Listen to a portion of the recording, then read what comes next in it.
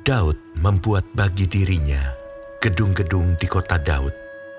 Lalu ia menyiapkan tempat bagi tabut Allah dan membentangkan kemah untuk itu. Ketika itu berkatalah Daud, "Janganlah ada yang mengangkat tabut Allah selain dari orang Lewi, sebab merekalah yang dipilih Tuhan untuk mengangkat tabut Tuhan dan untuk menyelenggarakannya sampai selama-lamanya." Kemudian Daud mengumpulkan segenap Israel ke Yerusalem untuk mengangkut tabut Tuhan ke tempat yang telah disiapkannya untuk itu. Daud mengumpulkan Bani Harun dan orang Lewi. Dari Bani Kehat, Uriel, seorang pemimpin, dan saudara-saudara sepuaknya, 120 orang. Dari Bani Merari, Asaya, seorang pemimpin, dan saudara-saudara sepuaknya, 220 orang. Dari Bani Gerson, Yoel, seorang pemimpin, dan saudara-saudara sepuaknya, 130 orang. Dari Bani Elsafan, Semaya, seorang pemimpin, dan saudara-saudara sepuaknya, 200 orang. Dari Bani Hebron, Eliel, seorang pemimpin, dan saudara-saudara sepuaknya, 80 orang. Dari Bani Uziel, Aminadab, seorang pemimpin, dan saudara-saudara sepuaknya, 112 orang. Lalu Daud memanggil Zadok dan Abiatar, imam-imam itu, dan orang-orang Lewi, yakni Uriel, Asaya, Yoel, Semaya, Eliel, dan Aminadab, dan berkata kepada mereka, "Hai kamu ini, para kepala puak dari orang Lewi, kuduskanlah dirimu, kamu ini dan saudara-saudara sepuakmu, supaya kamu mengangkut tabut Tuhan Allah Israel ke tempat yang telah kusiapkan untuk itu. Sebab oleh karena pada pertama kali kamu tidak hadir, maka Tuhan Allah kita telah menyambar di tengah-tengah kita.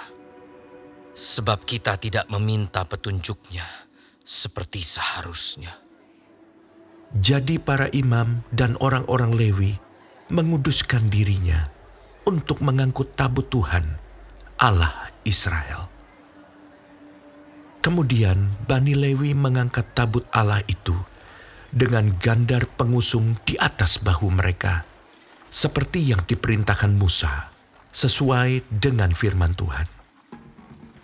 Daud memerintahkan para kepala orang Lewi itu supaya mereka menyuruh berdiri saudara-saudara sepuak mereka, yakni para penyanyi, dengan membawa alat-alat musik seperti gambus, kecapi, dan ceracap, untuk memperdengarkan dengan nyaring lagu-lagu gembira. Maka orang Lewi itu menyuruh berdiri Heman bin Yoel, dan dari saudara-saudara sepuaknya, Asaf bin Berekhia dari Bani Merari, saudara-saudara sepuak mereka, Etan bin Kusaya, dan bersama-sama mereka itu, saudara-saudara mereka dari tingkat kedua, Zakaria, Yaasiel, Semiramot, Yehiel, Uni, Eliab, Benaya, Maasea, Matija, Elifele, Miknea, dan Obed Edom, serta Yeiel, para penunggu pintu gerbang. Para penyanyi, yakni Heman, Asaf, dan Etan, harus memperdengarkan lagu dengan ceracap tembaga. Zakaria, Aziel, Semiramot, Yehiel, Uni, Eliab, Maasea, Benaya harus memainkan gambus yang tinggi nadanya. Sedang Matija, Elifele, Miknea, Obed-Edom, Yeyel, dan Azazia harus memainkan kecapi yang 8 nada lebih rendah tingkatnya untuk mengiringi nyanyian. Kenanya, pemimpin orang Lewi, mendapat tugas pengangkutan. Ia mengepalai pengangkutan sebab ia paham dalam hal itu. Berekhia dan Elkana adalah penunggu pintu pada tabut. Dan Sebanya, Yosafat, Netaneel, Amasai, Zakaria, Benaya, dan Eliezer, yakni imam-imam itu, meniup nafiri di hadapan tabut Allah. Sedang Obed-Edom dan Yehia adalah penunggu pintu pada tabut itu. Maka Daud dan para tua-tua Israel dan para pemimpin pasukan 1000 pergi untuk mengangkut tabut perjanjian Tuhan itu dari rumah Obed-Edom dengan sukacita.